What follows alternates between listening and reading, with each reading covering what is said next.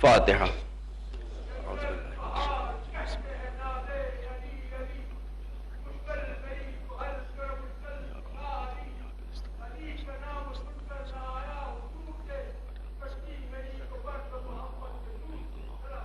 اللہم صل علی اعوذ باللہ السمیع العلیم من الشیطان اللعین الرجیم. بسم اللہ الرحمن الرحیم. الحمد للہ رب العالمین بارئ الخلائق اجمعین، والصلاة والسلام علی خیر المبشرین والمنذرین سیدنا و نبینا و شفیعنا بالقاسم محمد آل محمد الطیبین الطاہرین المعصومین الہداة المہدیین الذین اذھب اللہ عنہم الرجس وطہرہم تطہیرا. اما بعد فقد قال اللہ سبحانہ تبارک و تعالی فی کتابہ المبین وفرقانہ المتین وقولہ الحق. انا خلقنا الانسان من نطفۃ امشاج نبتلیہ فجعلناہ سمیعا بصیرا. انا ہدیناہ السبیل اما شاکرا و اما کفورا. صلوات محمد و آل محمد. حضرات، جس مجلس کا اعلان ہوا ہے کل حوصلوں کی، اس مجلس میں میری تقریر 8 سے 9 بجے تک اس کا وقت ہے. 9 بجے مجلس کے ختم ہونے کا وقت ہے. مجلس شروع چاہے جے بجے ہو. جو آیت میں نے آپ کے سامنے پیش کی ہے اس میں ارشاد اقدس الہی ہو رہا ہے کہ ہم نے انسان کو ایک ایسے جوہر سے خلق کیا کہ جس میں مختلف طرح کی آمیزش ہے، اور ہم نے اس کو گوش شنوا بھی دیا اور اسی کے ساتھ ساتھ بصیرت بھی دی. ہم نے انسان کو بتا دیا کہ راہ حق کیا ہے اور راہ باطل کیا ہے. اب یہ اس کا کام ہے کہ وہ راہ حق پر آنے کے بعد ہمارا شکر گزار بندہ بنے، یا راہ باطل کو اختیار کرنے کے بعد کفران نعمت کا مرتکب ہو جائے. برادران عزیز، کل کی مجلس میں نے عرض کیا تھا کہ اسلام کی نظر میں انسان کی قیمت کیا ہے، اور میں نے عرض کیا تھا کہ مقاصد شریعت 5 ہیں. ان 5 مقصدوں میں سے تیسرا شریعت کا مقصد جو ہے وہ یہ ہے کہ انسان کی جان کو ہر قیمت کے اوپر پروٹیکٹ کیا جائے اور اس کی حفاظت کی جائے، اس لیے کہ انسان کی جان اسلام کی نظر میں بہت زیادہ قیمتی ہے. عزیزوں، تھیوری آف ایوولوشن یہ کہتی ہے کہ انسان جانور سے بنا ہے. یہ تھیوری کہاں تک صحیح ہے کہاں تک غلط ہے اس پر بحث کرنے کا یہ موقع نہیں ہے. انسان جانور سے بنا ہو یا نہ بنا ہو، مگر آج کے انسان نے اپنے کو جانور ضرور بنا لیا ہے.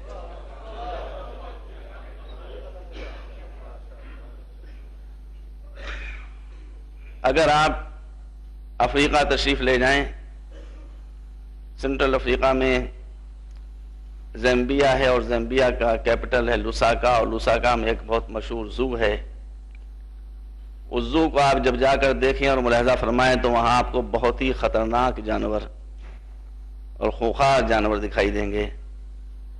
اور جب سارے جانوروں کا بہت دیر تک دیکھنے کے بعد، ایک سے خوفناک اور ایک سے خطرناک جانور کو دیکھنے کے بعد، جب اس زو کے اینڈ میں آپ پہنچیں گے تو آپ کو ایک کیج کے اوپر، بہت بڑے کیج یا ایرینا کہہ لیں، اس پر لکھا ہوا دکھائی دے گا the most dangerous animal of the world. دنیا کا سب سے زیادہ خطرناک اور خوفناک جانور اس پنجرے کے اندر ہے. مگر جب آپ اس پنجرے کے اندر داخل ہو تو آپ کو خالی دکھائی دے گا، اس میں کچھ آپ کو نہیں دکھائی دے گا. جب دیکھتے دیکھتے اور ڈھونڈتے ڈھونڈتے آپ اینڈ میں پہنچیں گے تو آپ کو وہاں پر ایک لائف سائز مرر اور آئینہ دکھائی دے گا جس میں آپ کو اپنی شکل دکھائی دے جائے.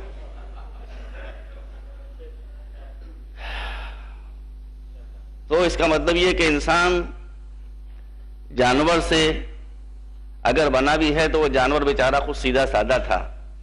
بھیڑیے اسے کھایا کرتے تھے، شیر اسے کھایا کرتے تھے. لیکن اب دوبارہ جب یہ انسان جانور بنا ہے تو اتنا خوفناک ہو گیا ہے کہ شیر بھی پیچھے رہ گئے. اور بھیڑیے بھی پیچھے رہ گئے اور سانپ بھی پیچھے رہ گئے اور دنیا کا خطرناک سے خطرناک جانور بھی نہ معلوم کتنا پیچھے رہ گیا، یہ انسان اتنا خوخار ہو گیا۔ سوال یہ پیدا ہوتا ہے کہ یہ انسان اتنا خوخار کیسے ہوا؟ کل بھی میں نے کچھ باتیں اس سلسلے میں آپ کے سامنے عرض کی تھیں، یہ انسان اتنا زیادہ خوخار کیسے ہوا؟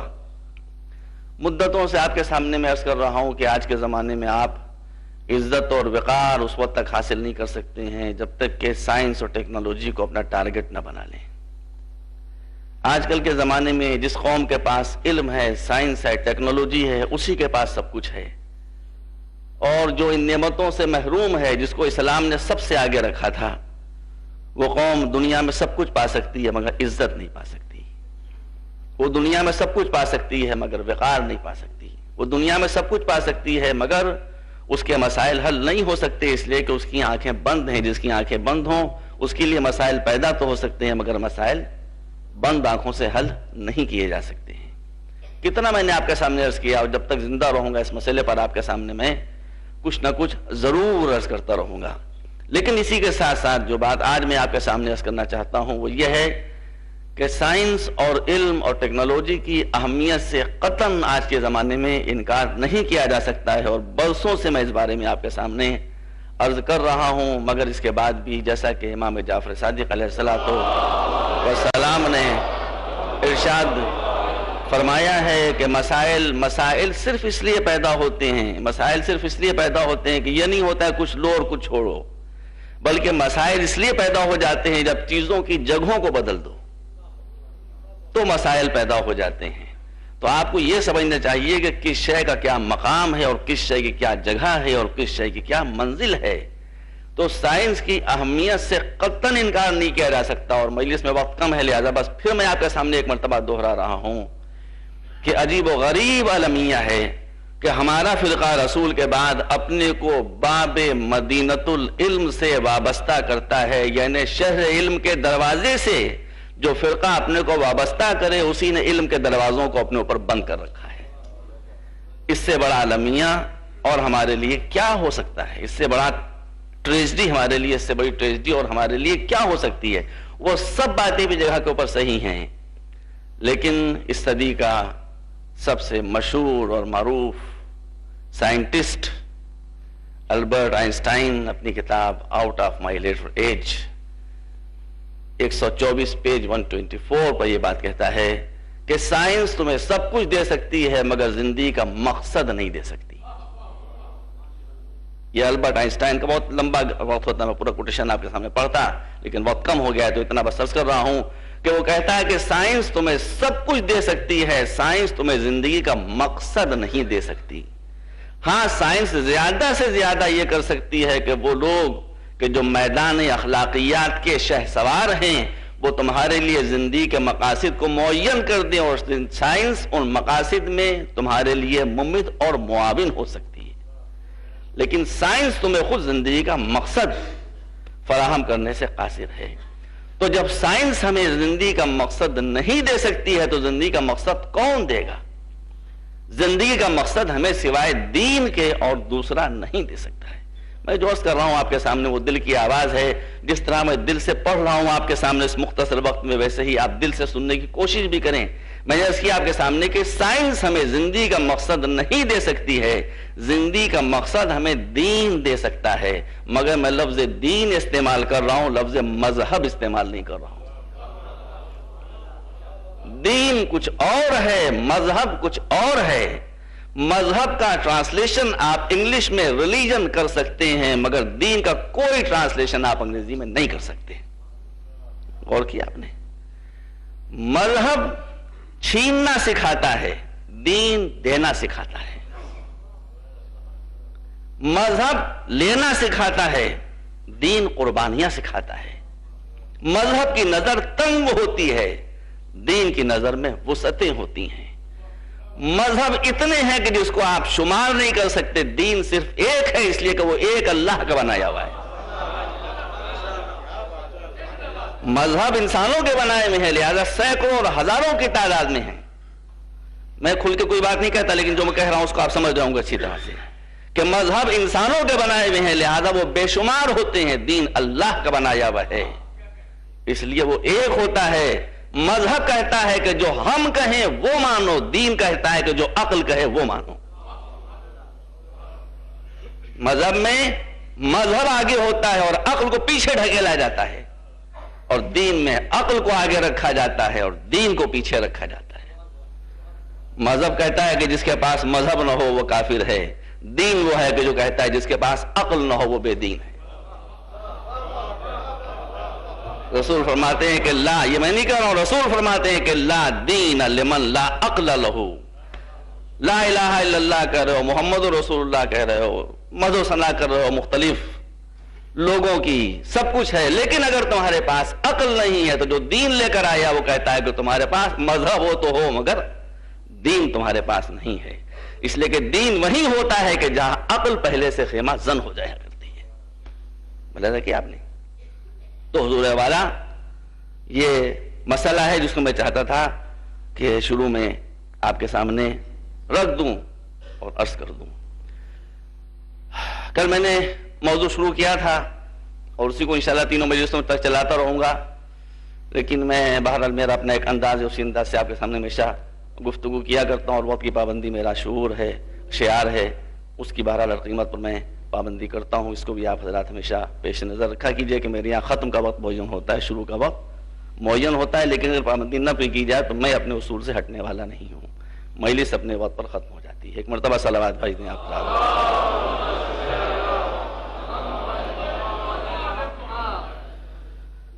تو کل میں نے آپ کے سامنے عرض کیا تھا، آج کچھ اور باتیں شاید عرض کرتا لیکن وقت ذرا تنگ ہو رہا ہے۔ تو کل میں نے عرض کیا تھا کہ تاریخ اسلام کا رسول کے زمانے میں کوئی ایونٹ اور کوئی حادثہ اور کوئی واقعہ ایسا نہیں ہے کہ وہ واقعہ ہو اور علی نہ دکھائی دے رہا ہو۔ یہ 13 برس کی، بلکہ اس سے بھی زیادہ اگر آپ کہیں، بے شک میں تو پہلا ہوں کہ جب سے علی پیدا ہوئے اس وقت سے جہاں رسول دکھائی دیں گے وہاں علی دکھائی دیں گے، جہاں اسلام دکھائی دے گا وہاں علی دکھائی دیں گے۔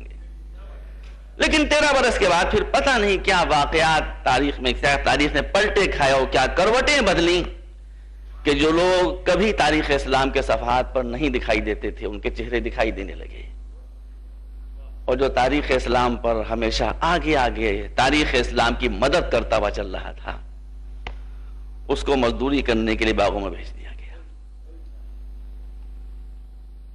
اللہ کیا آپ نے، وہ میں واقعات پیش کرتا لیکن اب مسلسل واقعات، میں کہتا ہوں کہ واقعات سے قطع نظر کرتے ہوئے اسلام کے احکام اور ارکان پر بھی اگر آپ نظر ڈالیں تو اسلام کا وہ کون سا حکم ہے اور اسلام کا وہ کون سا رکن ہے کہ جس میں باجماع شیعہ اور سنی اور باجماع مورخین و محدثین علی ابن ابی طالب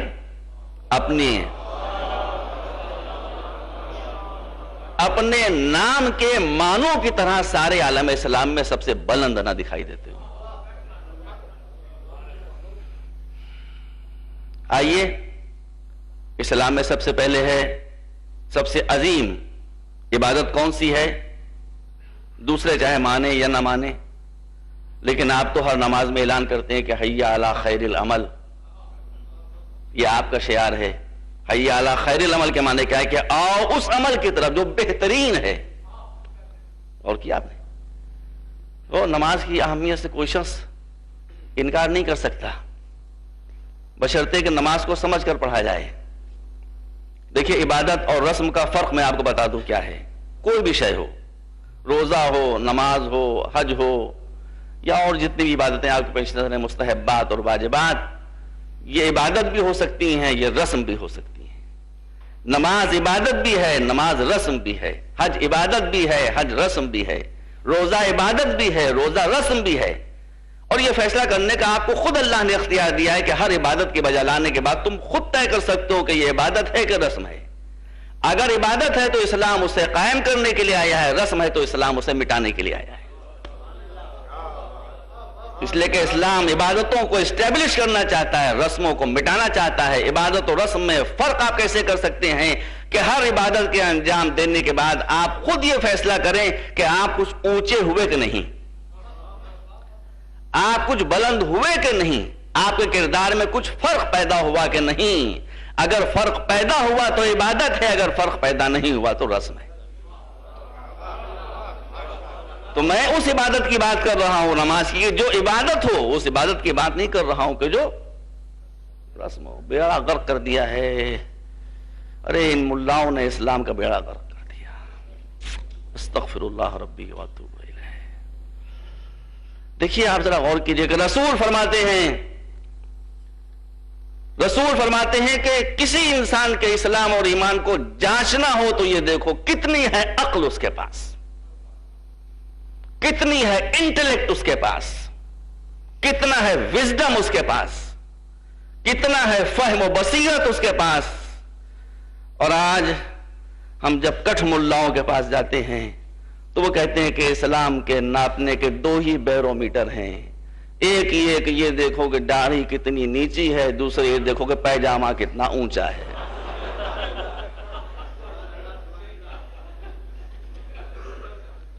دیکھیے کتنا فرق ہو گیا، اسلام داڑھی اور پیجامے میں الجھ کے رہ گیا۔ یہ اسلام وہ جس کو رسول لے کر آئے تھے۔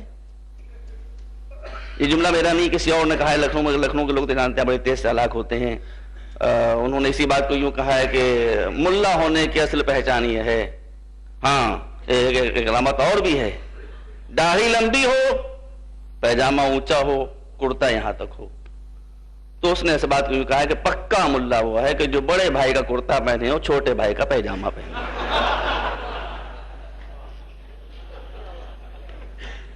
یہ وہ اسلام ہے کہ جس کو رسول لے کر آئے تھے؟ یہ وہ اسلام ہے کہ جسے حضور لے کر آئے؟ کہاں حضور کا یہ ارشاد کہ نمازوں سے بھی نہ دیکھو، روزوں سے بھی نہ دیکھو، کسی شے سے نہ دیکھو، یہ دیکھو کہ انسان کے پاس عقل کتنی ہے۔ جتنی عقل ہے اتنا اس کے پاس اسلام ہے، اتنا اس کے پاس ایمان ہے۔ یہ دیکھو علم کتنا ہے انسان کے پاس، جتنا انسان کے پاس علم ہے اتنا انسان کے پاس اسلام ہے۔ اور یہ علماء وہ ہیں جو چاہتے ہیں کہ باربرس کی دکانیں ہی بند ہو جائیں۔ داڑھی جتنی بڑھ رہی ہے، قربت اللہ بڑھتی چلی جائے، زلفیں جتنی لٹک رہی ہیں، کبھی کٹوانے کی ضرورت ہی محسوس نہ ہو، تو باربر کی شاپ ہی بند ہو جائے۔ تو جناب والا یہ مسئلہ ہے۔ تو میں اس نماز کی بات نہیں کر رہا ہوں کہ جو رسمی نماز ہے، اس نماز کی بات کر رہا ہوں کہ جس کے لیے ارشاد ہوتا ہے کہ ان الصلاۃ تنہی عن الفحشاء والمنکر۔ نماز ہم نے اس لیے تم پر لازم کی ہے کہ نماز کو نماز سمجھ کر پڑھو گے تو یہ تمہارے کردار کو ساؤنڈ کر دے گی، تمہاری برائیوں کو مٹا دے گی، تم میں اچھائیاں پیدا کر دے گی، تمہاری زندگی میں انقلاب برپا کر دے گی۔ بات کیا ہے کہ ہم نماز کو پڑھتے ہیں، وقت نہیں ہے، ہم نماز کو پڑھتے ہیں مگر نماز کو سمجھ کر نہیں پڑھتے۔ ایک ٹکڑا نماز کے میں آپ کے سامنے عرض کر رہا ہوں۔ ایک جہاں سے نماز شروع ہوتی ہے، کہاں سے شروع ہوتی ہے؟ نیت کے بعد آپ کہتے ہیں اللہ اکبر۔ آپ کی خطا نہیں ہے، آپ کی غلطی نہیں ہے، آپ کا قصور نہیں ہے، قصور ہمارا ہے۔ ہم نے آپ کو یہ تو کہا ہے کہ نماز پڑھو، مگر یہ نہیں بتایا نماز کیوں پڑھو۔ ہم نے کیا بتایا ہے، کیوں نہیں بتایا؟ یہ اس وقت کی کرنٹ پرابلم ہے اور بڑی خطرناک بات ہے یہ کہ ہم نے اپنے بچوں کو صرف یہ بتایا ہے کہ کیا کرو، ان بچوں کو ہم یہ نہیں بتا پاتے کہ کیوں کرو۔ اس لیے وہ بچے جب تک بچے رہتے ہیں، مذہبی رہتے ہیں، جب کالجز یونیورسٹی میں پہنچتے ہیں تو پہنچتا والتا وائی کا ان کے پاس کوئی جواب نہیں ہوتا۔ نتیجہ یہ ہوتا ہے کہ مذہبی بچے لامذہبی ہو جاتے۔ تو آپ کی کیا خطا ہے؟ خطا تو ہماری ہے۔ ہم نے آپ کو بتایا ہے کہ کیا ہے اسلام، یہ نہیں بتایا کیوں ہے۔ آج کے زمانے میں جب تک کیوں معلوم نہ ہو گاڑی اسلام کی اور دین کی، میرے عزیزوں آگے نہیں چل سکتی۔ تو اب نماز کہاں شروع ہوتی ہے؟ اللہ اکبر سے۔ وہ بڑے بڑے کٹھ ملا حضرات جن کی داڑھی نافوں سے نیچے رہتی ہے اور جن کے پیجامے ٹخنوں سے اوپر رہتے ہیں، میں چیلنج کرتا ہوں کہ اہل بیت کو چھوڑ دیں اور اہل بیت کو چھوڑنے کے بعد صرف اللہ اکبر کی ڈیفینیشن بتا دیں، قصہ ختم ہو گیا۔ پوری نماز کو جانے دیجئے، چیلنج کرتا ہوں جہاں تک میری آواز جاتی، میں کبھی کسی کو برا نہیں کہتا، لیکن میرا چیلنج ہے کہ اہل بیت کو مائنس کر دیجئے اور مائنس کرنے کے بعد دنیا کے بڑے سے بڑے کسی عالم کو لے آئیے، میں اس سے ایک سوال پٹ اپ کرتا ہوں کہ what do you understand by اللہ اکبر؟ کیا معنی ہے اللہ اکبر کے؟ تھک جائیں گے سب، تھک گئے سب، تھک چکے ہیں سب، اس لیے آپ کے سامنے عرض کر رہا ہوں۔ ایک شخص نے آ کر امام جعفر صادق سے پوچھا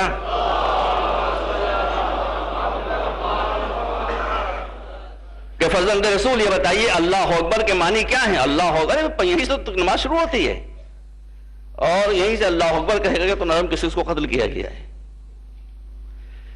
مگر اللہ اکبر کے معنی تو امام نے کہا اچھا میں بتاتا ہوں اللہ اکبر کے معنی کیا ہے۔ پہلے یہ بتاؤں کہ فلاں فلاں فلاں وہ جو امام بنے بیٹھے تھے، کہا وہ کیا کہتے ہیں؟ کہا کہ وہ تو یہ کہتے ہیں اللہ اکبر، کیا پیاری بات کہتے ہیں، کہا کہ وہ تو کہتے ہیں کہ اللہ اکبر کے معنی یہ ہے کہ اللہ سب سے بڑا ہے، لفظی ٹرانسلیشن تو یہی ہے اس کا کہ اللہ سب سے بڑا ہے۔ جی ذرا غور کیجئے گا مولا کیا جواب دیتے ہیں، اللہ اکبر، کہاں تفصیلات کا وقت ختم ہو چکا ہے۔ فرماتے ہیں کہ اگر وہ یہ کہتے ہیں کہ اللہ اکبر کے معنی یہ ہے کہ اللہ سب سے بڑا ہے، تو اس کا مطلب یہ کہ اللہ کی کبریائی کو اور اس کی گریٹنس کو اور اس کی عظمت کو انہوں نے ریلیٹو بنا دیا، نسبی بنا دیا، جبکہ اللہ کی کبریائی ایبسلوٹ ہے، اللہ کی بزرگی مطلق ہے۔ یہ کہنا کہ وہ سب سے بڑا ہے تو نسبت ہو گئی، یہ تو اضافیت ہو گئی، یہ تو ریلیٹیوٹی ہو گئی، پھر اس کی کبریائی سب سے بڑی کہاں رہی؟ اب یہ سناٹے میں کہا مولا پھر آپ بتائیے کہ اللہ اکبر کے معنی کیا ہیں؟ تو آپ نے فرمایا کہ اللہ اکبر کے معنی یہ ہیں کہ اللہ اکبر من ان یوصف، یہ ہے صحیح ڈیفینیشن۔ فرماتے ہیں کہ اللہ اکبر کے معنی یہ ہے کہ تم اپنی زبان کے پوری ڈکشنری کو استعمال کرنے کے بعد بھی اللہ کو ڈیفائن نہیں کر سکتے، وہ تعریف و توصیف سے بڑا ہے، جتنی بھی تعریف و توصیف کرو گے کہاں تک منزل جا رہی ہے آپ ذرا غور فرمائیے۔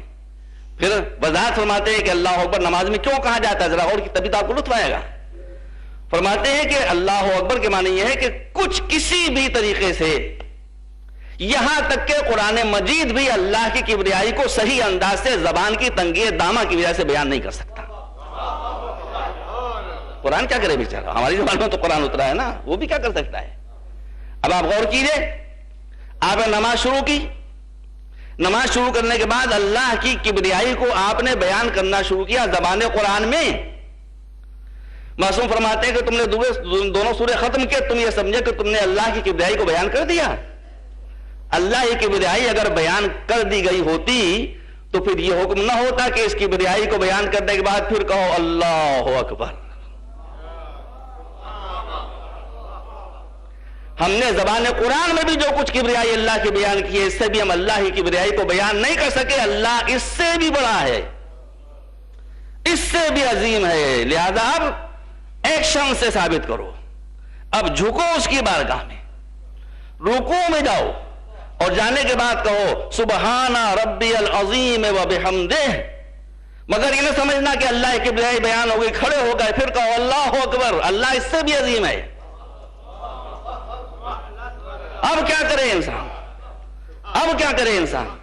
اب انسان اپنے کو اس پستی میں پہنچا دے کہ جس سے زیادہ پستی امکان ہی میں نہیں ہے، یعنی اپنے جسم کے سب سے بلند حصے کو وہاں رکھ دے کہ جس سے پست جگہ ممکن نہیں ہے، زمین سے ملا دے اپنی پیشانی کو، یہ ہے عمل کی منزل۔ اور پھر اب سجدے میں سر رکھنے کے بعد کہ سبحان ربی الاعلی وبحمدہ، جو سب سے بلند ہے، مگر سجدے سر اٹھا تو پھر کہ اللہ اکبر اب بھی بیان نہیں ہو سکا۔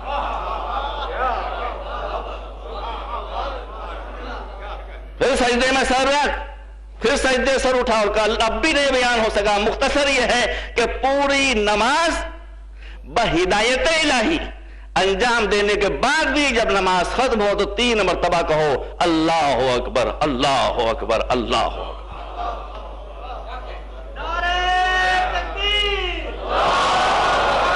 ہم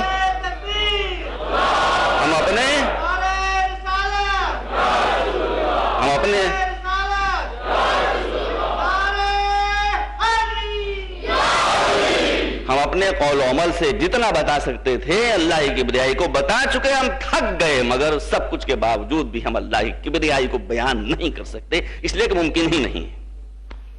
یہ ہے ایک صرف اللہ اکبر کی مختصر سی تشریح، تو پوری نماز کو آپ اسی انداز سے غور کر لیے۔ تو میں اس نماز کی بات کر رہا تو نماز سب نے پڑھی ہے، نماز سب نے پڑھی، میں کسی کا نام نہیں لیتا، کچھ کام آپ بھی کریں۔ یہ بھی بڑی مشکل کی بات ہے کہ آپ اپنے کو شیعہ کہتے ہیں مگر آپ کا مذہب سننے ہو گیا ہے۔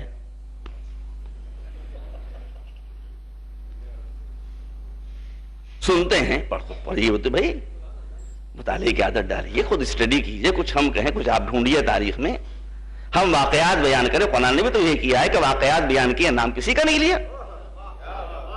تو میں بھی یہ کرتا ہوں، واقعات بیان کرتا ہوں، نام کسی کا نہیں لیتا، مگر جو واقعہ بیان کر رہا ہوں تاریخ میں اس کا نام موجود ہے، کچھ آپ بھی ڈھونڈیے۔ تو تاریخ میں اسی زمانے میں، آج کی بات نہیں ہے، تاریخ میں اسی زمانے میں آپ کو نماز پڑھنے والے ماشاءاللہ مسلمان ملیں گے، بڑے اچھے اچھے مسلمان ملیں گے، مگر آپ کو نماز پڑھنے والے ایسے مسلمان ہی ملیں گے کہ نمازیں پڑھتے جاتے تھے اور نیفے سے جوئیں نکال نکال کر مارتے جاتے تھے، جن کو جوئیں، اول تو غلاظت اتنی تھی کہ جوئیں ٹپکا کرتی تھیں۔ اسلام کہتا ہے کہ صاف شفاف نیٹ کلین رہنا ایمان کا جز ہے، اور وہاں اتنی صفائی تھی کہ جوئیں بھری ہوئی تھیں۔ تو قرآن نے کہا ہے کہ انا اعطیناک الکوثر فصلی لربک وانحر، نماز پڑھتے جاؤ، قربانی دیتے جاؤ۔ وہ کاہے قربانی دیتے؟ نماز پڑھتے جاتے تھے، جوؤں کی قربانی پٹاپٹ پٹاپٹ چٹاچا چٹاچا، تو جوؤں کی قربانی جناب والا پیش کی جاتی رہتی تھی۔ تو ایک طرف تاریخ اسلام میں اسی زمانے میں ایسے نماز پڑھنے والے، اب دیکھیے کون ہے، مجھے کیا معلوم، میں نام بھول گیا، ڈھونڈیں آپ۔ تو ایسے بھی نماز پڑھنے والے آپ کو ملیں گے، اور ایک طرف ایسا نماز پڑھنے والا ملے گا کہ ایک پاؤں میں، آج جس کی شہادت کی تاریخ ہے، ایک جنگ میں اس کے پاؤں میں تیر یوں پیوست ہو گیا تھا کہ ہڈی توڑ کر دوسری طرف نکل گیا تھا۔ اور عالم یہ تھا کہ جب لوگ کھینچتے تھے تو مولا تھوڑا بے چینی محسوس کرتے تھے۔ لوگوں نے آ کر رسول سے کہا، رسول نے کہا ٹھہرو ٹھہرو ٹھہرو، انتظار کرو، نماز کا وقت آنے دو، جب میرا بھائی نماز پڑھنے لگے تب تیر کھینچ دینا۔ علی آئے نماز پڑھنے کے لیے، نماز شروع کی، ایک چاہنے والا صحابی آگے بڑھا، اور آگے بڑھنے کے بعد پاؤں سے تیر کھینچا گیا، تیر کھینچ کر ہاتھ میں آ گیا، خون بہنا شروع ہوا، نماز چلتی رہی۔ جب نماز ختم ہو گئی تو مصلی پر خون دیکھا، کہا یہ خون کیسا؟ کہا آپ کے پاؤں میں جو تیر چبھا ہوا تھا وہ نکال لیا۔ علی کا احساس صادق اور سچا، وہ کہتا ہے کہ اللہ کی قسم جس کی نماز پڑھ رہا تھا، مجھے احساس نہیں ہوا کہ یہ تیر کب نکل گیا۔ یہ ہے نماز، جہاں تیر جو ہڈی کو توڑ کر نکل گیا ہو وہ کھینچ جائے، لوگوں کو خبر نہ ہو۔ اب ایک مصیبت کی بات یہ ہے کہ کچھ لوگ ایسے ہیں کہ جن کو ہر فضیلت علی میں مبالغہ دکھائی دیتا ہے۔ وہ یہ کہتے ہیں کہ ہاں یہ کیسے ہو سکتا ہے صاحب، ایک آدمی کے پاؤں میں تیر چبھا ہوا ہو اور تیر نکل جائے اس کے پاؤں سے اور اسے خبر نہ ہو، یہ تو ٹوٹل ایگزیجریشن، یہ تو صرف اور صرف نرا کھرا مبالغہ ہے۔ تو اگر یہ مبالغہ ہے تو پھر قرآن بھی مبالغہ ہے، اگر یہ مبالغہ ہے معاذ اللہ تو پھر قرآن بھی مبالغہ ہے۔ آئیے ذرا سورہ یوسف کو پڑھیں، اور سورہ یوسف کو پڑھتے پڑھتے ذرا وہاں پائی آیتیں پڑھ دوں گا، کہیں پر کسی کو شبہ نہ ہونے پائے، حالانکہ بہت کم ہے۔ آئیے اس منزل پر کہ جب مصر کے قرآن کہتا ہے قرآن مجید کے جب مصر کے سرداروں کی عورتوں نے جناب زلیخا پر تانا زنی شروع کی کہ یہ انہیں کیا ہو گیا ہے کہ ملکہ وقت کوئن اور ایک سلیو، ایک غلام پر عاشق اور فدا ہے، تو دکھے ہوئے دل پر چوٹ لگی۔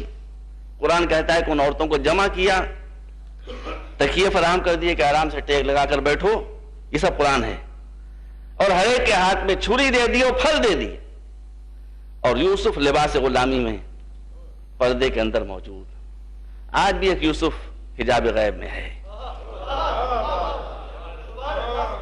وہ یوسف لباس غلامی میں پردہ غیب، یہ سب قرآن ہے موجود۔ عورتوں سے کہا بسم اللہ، پھل کاٹنا شروع کرو، عورتوں نے چھری اٹھائی، پھل کاٹنے کا ارادہ کر رہی تھی کہ زلیخا نے یوسف سے کہا آؤ ان کے سامنے سے گزرتے چلے جاؤ ذرا، اب قرآن مجید کہتا ہے کہ جب یوسف ان عورتوں کے سامنے سے گزرنا شروع ہوئے جو پھل کاٹنے کا ارادہ کر رہی تھیں، اب یہاں پہ آیت پڑھ دوں تو ارشاد ہوتا ہے کہ فَقَطَّعْنَا أَيْدِيَهُنَّ، پھل کٹنے کے بجائے چھری ہاتھوں پر چلتی چلی گئی، ہاتھوں کی خاشیں اڑ گئیں، خون بہنے لگا، اور وہ عورتیں جمال یوسف دیکھنے میں ایسا محو ہوئی کہ ہاتھ کٹتے چلے گئے، ان کو خبر نہ ہوئی۔ اس کا مطلب ہے کہ قرآن مجید بتاتا ہے کہ کبھی کبھی جمال مجازی میں یہ نوبت آتی ہے کہ ہاتھ کٹتے ہیں خبر نہیں ہوتی۔ علی کے سامنے تو جمال حقیقت تھا، اگر تیر نکل گیا اور خبر نہ ہوئی تو حیرت ہی کون سی بات ہے۔ ایک مرتبہ صلوات بھیجیں آپ پر۔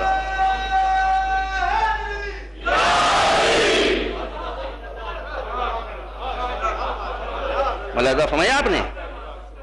تو ایسی نماز اگر کسی نے تاریخ میں پڑھی ہو تو پیش کیجئے۔ ہماری عزت ہے نماز پڑھنے سے، مگر یہ ہستی وہ ہستی ہے جس نے نماز کو عزت دی ہے۔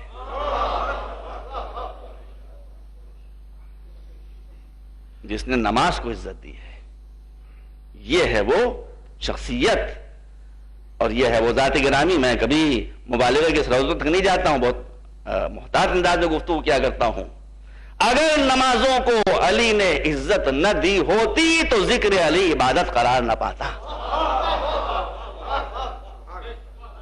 مگر جب رسول فرماتے ہیں کہ اللہ کا ذکر کرو یہ بھی عبادت، علی کا ذکر کرو یہ بھی عبادت، تو اس انداز کی کوئی شخصیت ہو تو آپ میرے سامنے لائیے۔ حضور انتہا یہ ہے، ٹھیک ہے سب ہستیاں ہوں گی، مجھے کسی سے کوئی لینا دینا نہیں ہے، اچھی اچھی ہستیاں ہوں گی، بڑی بڑی ہستیاں ہوں گی، مجھ سے کیا تعلق؟ ہوں گی، ضرور ہوں گی، لیکن آپ پوری تاریخ بشریت میں کوئی ایسی شخصیت پیش کریں کہ جس کی زندگی میں قرآن کا انداز پایا جاتا ہو۔ بہی معنی کہ پھیلائیے تو قیامت تک تفسیر ہوتی رہے اور قرآن ختم نہ ہو، اور سمیٹیے تو ایک نقطے میں آ جائے۔ اس انداز سے کوئی شخصیت آپ مجھے دکھائیں تو علی کی شخصیت میں آپ کو یہ بات ملے گی کہ ایک طرف رسول آپ کو باجماع سنی اور شیعہ یہ فرماتے ملیں گے کہ اگر سارے انسان حساب لکھیں اور سارے جن حساب کریں اور سارے سمندر روشنائی بن جائیں اور سارے درخت قلم بن جائیں اور فضائل علی کی تفسیر لکھی جائے تو سب ختم ہو جائے گا، علی کے فضائل ختم نہیں ہوں گے۔ ہے نا قرآن والی بات؟ اور اب سمیٹا مولا کائنات تو پورے قرآن کو سمیٹ کر ایک حرف بنایا اور ایک حرف کو ایک نقطہ بنایا، اور یہاں بھی صورتحال یہی ہے کہ پھیلائیے تو علی کے فضائل اتنے پھیلیں اور سمیٹیے تو ایک جملے میں پوری فضیلت علی سمٹ کر آ جائے کہ علی اس شخصیت کا نام ہے کہ جس کی ابتدا بھی سجدے سے، جس کی انتہا بھی سجدے پر، جس کا زندگی کا سفر اللہ کے گھر سے شروع ہوا، زندگی کا سفر ختم ہو گیا اللہ کے گھر پر۔ پیدا ہوئے تو اللہ کے گھر میں، دنیا سے گئے تو اللہ کے گھر سے۔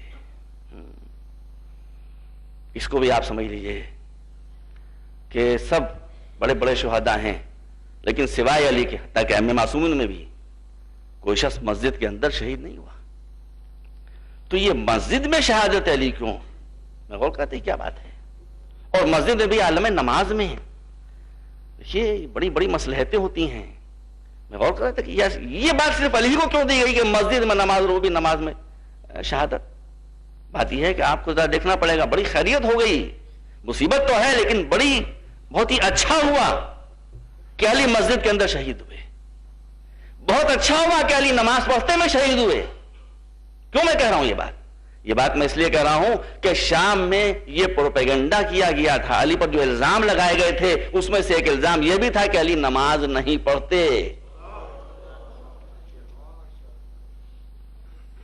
چنانچہ آپ دیکھیے جب شام میں خبر پہنچی ہے اور یہ اطلاع پہنچی ہے کہ علی مسجد میں شہید ہوئے نماز کے عالم میں، تو شام والوں نے حیرت سے کہا اچھا تو اس کا مطلب یہ کہ علی نماز پڑھتے تھے۔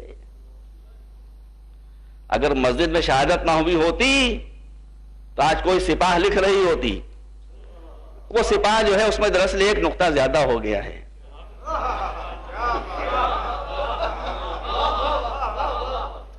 صرف ایک نقطے کو ہٹا دیجئے معاملہ واضح ہو جائے گا۔ تو آج ان کے قلم یہی لکھ رہے ہوتے معاذ اللہ. کوئی حیرت کیا الزامات علی پر نہیں لگائے گئے ہیں؟ تو وہ الزامات میں لگا ہوتا کہ علی نماز نہیں پڑھتے. آپ کون لگا سکتا ہے؟ علی کہاں شہید ہوئے؟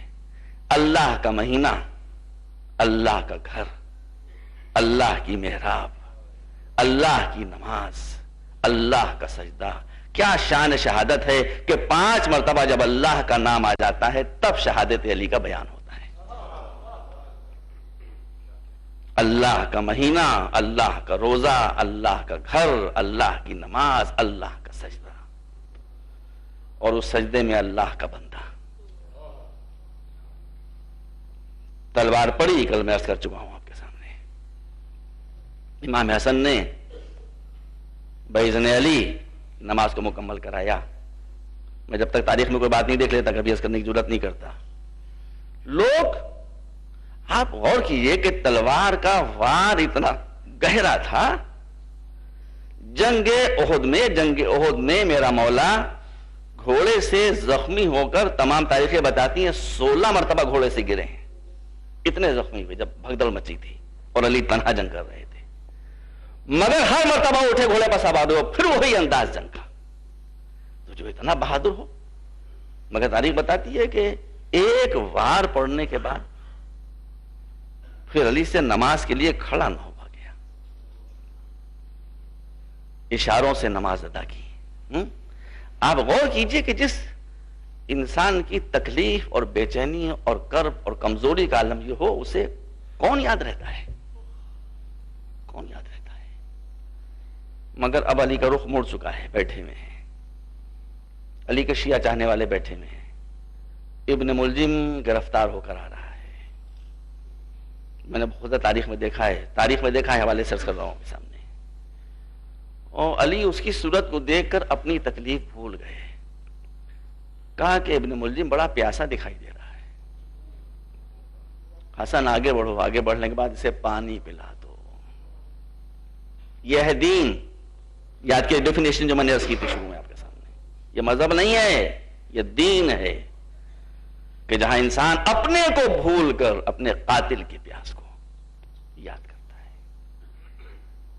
یہ جذبہ پیدا ہو تو انسان دین رکھنے والا ہوتا ہے. کربلا میں کیا ہوا وہ آپ کے پیش نظر، آپ کو خود ہی یاد آ گیا ہوگا. میں کیا کہوں آپ کے سامنے؟ تو کہا بیٹا حسن اسے پانی پلا دو، بہت پیاسا ہے. پھر جب اور قریب آیا تو آپ نے کہا کہ بھائی ٹھیک ہے، اس نے ایک جرم کیا ہے، کرائم کیا ہے، اس کو قانون اسلامی کے اعتبار سے سزا دی جائے گی، دیکھا جائے گا بعد میں، تو بات کا مسئلہ ہے. لیکن یہ اس کو تم مار کیوں رہے ہو؟ یاری لوگ کاہے سے مار رہے تھے؟ ظاہر ہے کہ اچانک حادثہ ہوا تو لوگ گھونسوں سے مار رہے ہوں گے، لاتوں سے مار رہے ہوں گے، ہاتھوں سے مار رہے ہوں گے، اور کاہے سے مار رہے ہوں گے؟ ہر اتنے ملزم بڑا قوی ہیکل انسان تھا، بڑا مضبوط انسان تھا. میں کہتا ہوں یا علی، یہ آپ کا قاتل صرف ہاتھوں سے پٹ رہا ہے تو آپ سے برداشت نہ ہوا. یا علی آئیے ذرا کربلا کے میدان میں سکینہ کو تماچوں سے بچا لیجئے. یا علی آئیے ذرا کربلا کے میدان میں زینب و ام کلثوم کو تازیانوں کی مار سے بچا لیجئے. کیا علی دیکھ نہ رہے ہوں کربلا میں کیا ہو رہا تھا؟ اس کے بعد آپ فرماتے ہیں کہ تم نے ٹھیک ہے اس کے رسیاں باندھی ہیں کہ بھاگ نہ جائے، مگر رسیاں اتنے کس کے تم نے کیوں باندھی ہیں کہ اس کے بازوؤں کے اندر رسیاں اتری جا رہی ہیں؟ رسیاں ڈھیلی کر دو.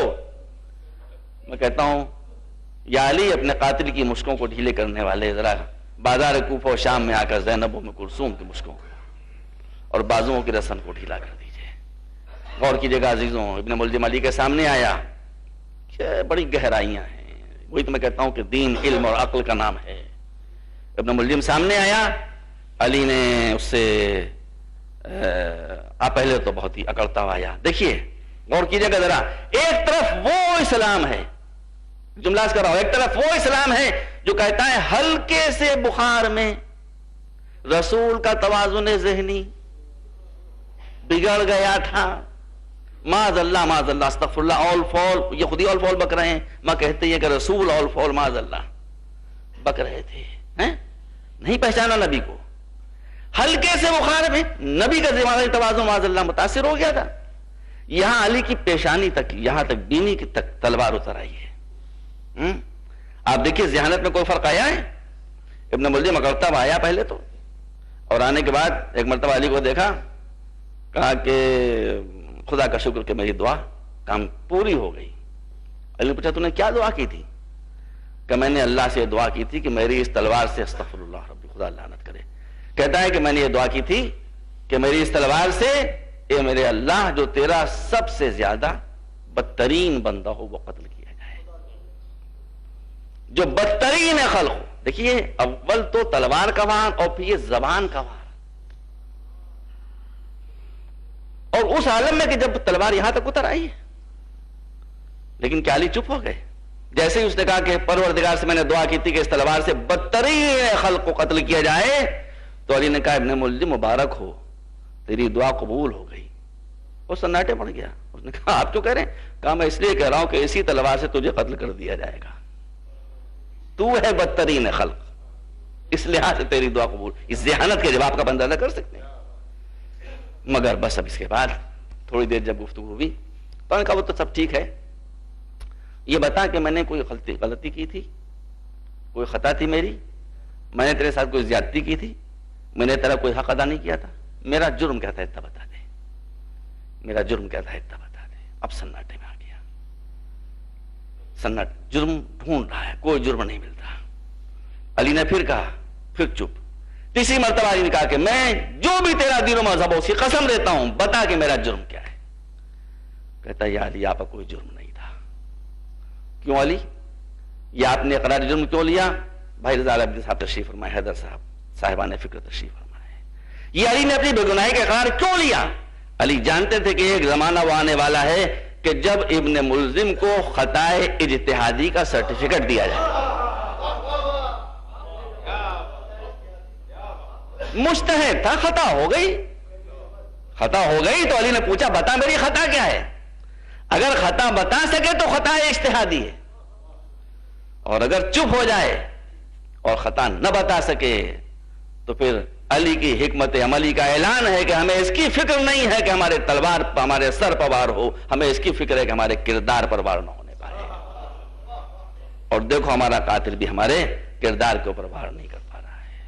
بس زداران حسن زحمت ختم۔ لوگ علی کے لیے ایک چادر لے کر آ گئے، ایک گلیم لے کر آ گئے، اس گلیم و چادر میں علی کو لٹایا گیا، لوگ لے کر چلے۔ یا علی میں کہتا ہوں کہ اس چادر کو آپ محفوظ کر دیجئے، شاید کربلا میں زینب کے کام آ جائے۔ آج علی کے لیے چادر موجود ہے، لیکن کل زینب کا سر چھپانے کے لیے چادر موجود نہیں تھی۔ بس آخری جملہ، لوگ علی کو آہستہ آہستہ گلیم میں چادر میں لے کر چل رہے ہیں، پیچھے پیچھے چاہنے والوں کا مجمع ہے۔ یہاں تک کہ جب علی کا گھر قریب آیا تو فرمایا اپنے بچوں سے کہ میرے قافلے کو روکو، قافلہ شہید کا رکا۔ حسن نے پوچھا بابا کیا فرمانا چاہتے ہیں، کیا ارشاد ہے؟ کہا کہ میرے شیعوں کو میرا سلام کہہ دو، ان کی محبتوں کا شکریہ ادا کر دو، اور کہو کہ بس اب یہاں سے واپس ہو جائیں۔ اور جب حسن نے کہا کہ بابا کہتے ہیں کہ اب آپ حضرات یہاں سے واپس ہو جائیں، آپ کی محبتوں کا شکریہ، تو شیعوں نے پریشان ہو کر کہا کہ اپنے بابا سے پوچھیے ہم سے کوئی خطا ہو گئی ہے، ہم سے کوئی غلطی ہو گئی ہے، ہم سے کوئی قصور ہو گیا ہے، ہمیں کیوں واپس کیا جا رہا ہے؟ تو مولا نے کہا کہ بیٹا کہہ دو خطا کوئی نہیں، قصور کوئی نہیں، لیکن میرا گھر قریب آ گیا ہے، مجھے معلوم ہے کہ میری بچیوں تک میری ضربت کی خبر پہنچ چکی ہے، وہ میرے غم میں فریاد و فغاں کر رہی ہوں گی۔ میں نہیں چاہتا کہ میری زندگی میں میرے بچیوں کے رونے کی آواز نامحرموں کانوں تک پہنچے۔ میں کہتا ہوں یا علی کوفہ ہے جہاں آپ کو یہ گوارا نہیں ہے کہ زینب ام کلثوم کی آواز گریہ نامحرموں کانوں تک پہنچے، یا علی ذرا کربلا کے میدان میں آ جائیے، زینب کا خیمہ جل رہا ہے، شہزادیاں و محمدہ والیہ کے نعرے بلند کرتے ہوئے نکل رہی ہیں۔ وَسَيَعْلَمُ الَّذِينَ ظَلَمُوا أَيَّ مُنقَلَبٍ يَنقَلِبُونَ